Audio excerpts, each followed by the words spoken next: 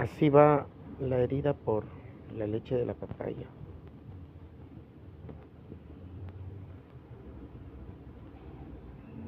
Ha mejorado mucho.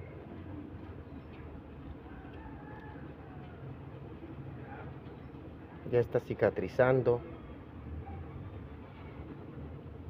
Después de aplicar árnica directamente.